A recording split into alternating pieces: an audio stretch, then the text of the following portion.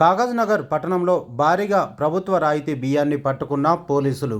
కొమరంభీం ఆసిఫాబాద్ జిల్లా కాగజ్నగర్ పట్టణంలోని పోస్టాఫీస్ పక్కన భారీగా అక్రమంగా నిల్వ ఉంచిన ప్రభుత్వ రాయితీ బియ్యాన్ని మంగళవారం మధ్యాహ్నం 1 గంటకు పోలీసులు పట్టుకున్నారు.